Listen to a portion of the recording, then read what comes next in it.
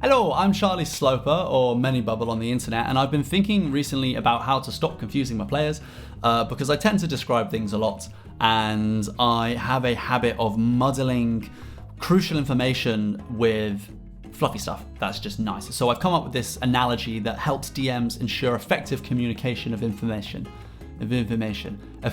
Effective communication of information. So I have a bachelor's degree in music technology, and one of the core concepts of music studio engineering is signal to noise. So when you stick a microphone in front of something, signal is the desired sound you want to record, like someone's voice, and noise is everything else the microphone records that you don't really want, like my cat destroying the carpet, the hum of my fridge in the background, someone coming home, whatever. Typically you want to maximize signal and minimize noise because your aim is to capture desired content and portray it as best as you can. So I think this is directly transferable to DMing, where you have to balance essential gameable content like quest hooks, key clues or monster information, signal, and immersive content, the stink of a rotting alleyway, the coolness of spring sunshine, noise. So noise immerses us in a setting, but too much immersion and we become lost in the world. Players can feel like they don't know what to do, they hit dead ends chasing meaningless details, or feel they have so many options that they can reach a state of analysis paralysis. If we over-describe, it can become difficult to differentiate what is crucial quest information and what's fluff that's nice but isn't essential to driving the plot forward. Signal to noise.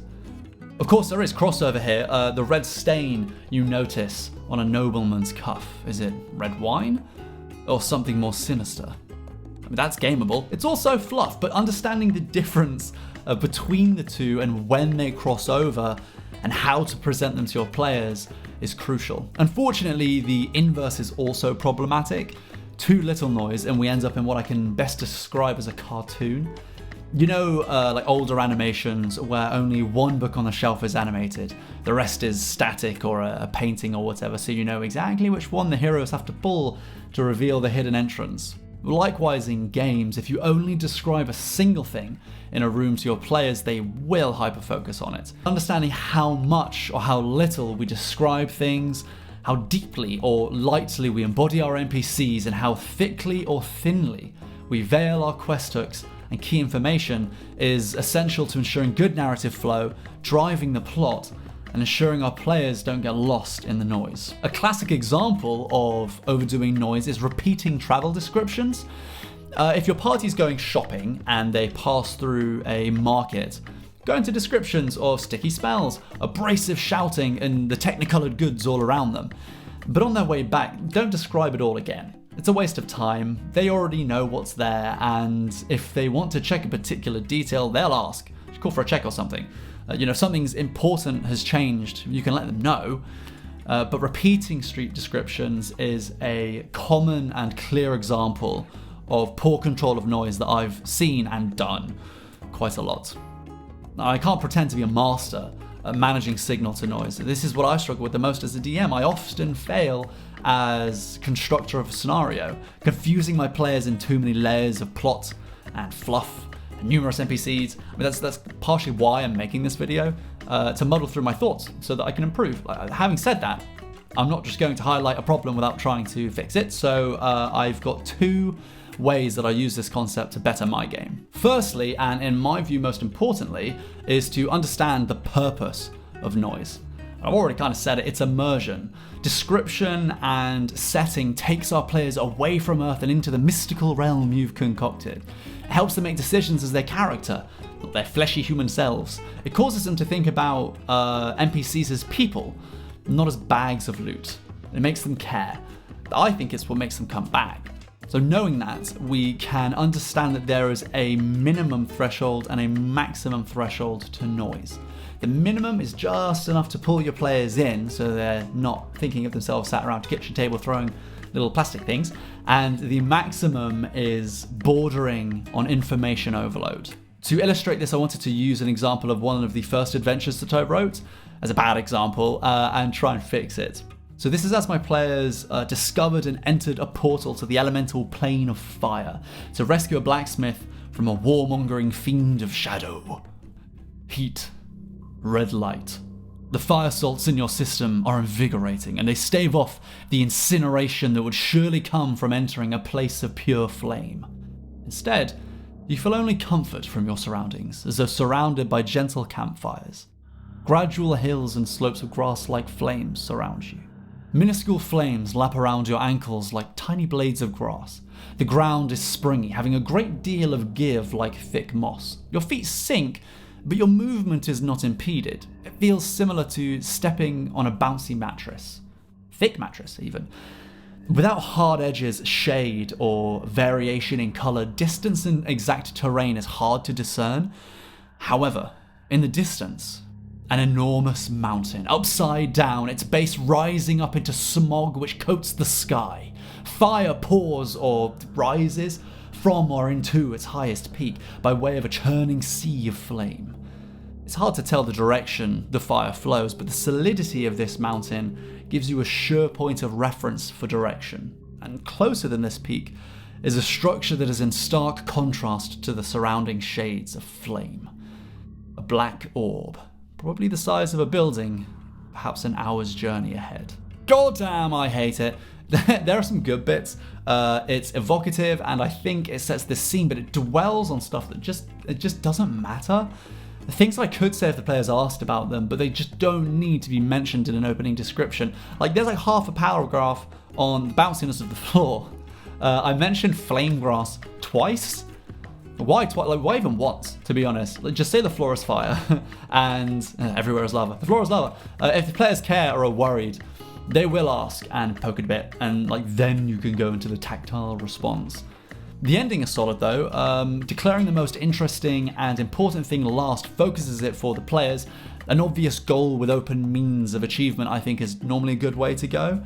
Mentioning the upside down mountain as a way to not get lost is good signal, but bad description. I should have presented the problem of distance and getting lost without immediately giving a solution. That's not gameable. That's just like robbing the players of a chance to play the game. I'm sure someone would have been worried about getting lost and would have searched for a solution, and the mountain could have come up, or they would have figured something else out, used flameproof string. So that's why I hate it. Here's a rewritten version of it. Through the fissure of reality, a cascade of sparks and flame, heat, red light. The fire salts you have consumed reduce the searing temperature to a comforting warmth. The ground is a field of crackling fire. Gentle undulations resolve in indistinct hills and gullies, but all is flame. Without hard edges, shade, or much variation in colour, distance and exact terrain is hard to discern. Only two solid things are clear.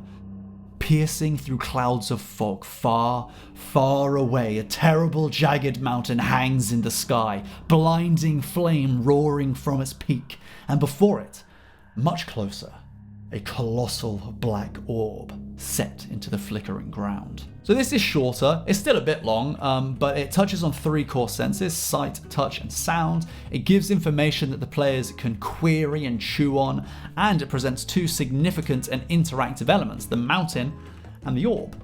We have our signal, we have our noise. I think a healthy balance of the two. So that's tip one, understanding why we use noise.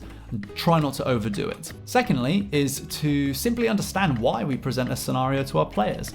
What's the purpose of an NPC interaction if we've planned one? What does an NPC know, or what do they do? Do we need to describe the specific arrangement of corridors and doorways in a room? I mean, try avoid gushing every single detail once the game is already rolling. Establishing the session is one thing, but keeping your information useful, whether that's for plot or for beauty, is generally a good rule of thumb. Knowing why we present a thing allows us to balance the weight of description and key information. So important NPCs like heiresses to ancient dynasties probably get thicker descriptions than a random bloke at a bar, although those two things aren't mutually exclusive. The areas likely to be used for combat deserve a finer description, especially if you're using theatre of the mind. Most importantly, knowing what essential information or signal an NPC, area, or item can provide allows us to ensure that we deliver that information clearly, perhaps more distinctly from noise. If I know an NPC has 3 key information points that the players can uncover, I can maneuver the conversation in such a way that the players are primed to get that information, instead of endlessly role-playing a natural but ultimately useless conversation that has no utility or value to the plot. These two things do need to be intertwined. If you're just going up to the person and the heiress says, "Ho there, traveler, here is the key to the chest in the dungeon beneath my keep, which is guarded by a red dragon," you've got to vibe it a little bit, give them something to chew on. But making sure that the key info is clear and you know what you're going for is pretty important. Now, not doing that is the mistake I make most frequently, and inevitably I'm going to make that mistake again when I fail to deliver information properly, which in my case is often by burying key information in flavorful but ultimately unusable details.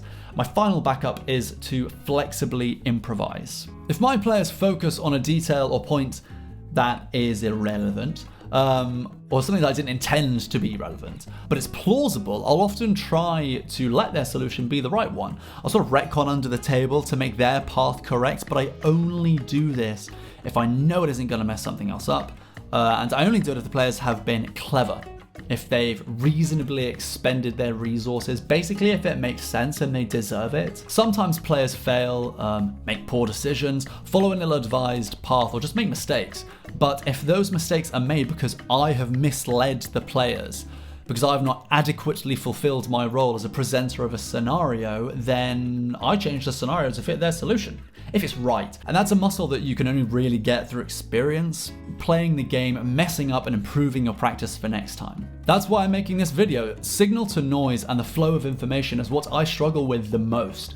I still confuse my players, and I probably always will, but by making this video and thinking through a practicable tool like signal to noise, I reduce the frequency that I fail as the presenter of a scenario, as a DM. So that's it. It's an idea I've had knocking around for a while, and it's hard to adequately inspect it from all angles in a video format. But I want to get better at video making too, so here we are. The problem with this kind of thing is that DMing is so subject to taste. Like, some DMs hate improvisation, some only improvise. I tend to overplan, forget what I'm doing, or get confused myself, make mistakes, get frustrated, and just improvise like the spirit of what I had written down, with the final result being some like desecrated corpse of a quest outline. But it seems to work, but players keep coming back. So hopefully I got some wheels turning in the noggin for you.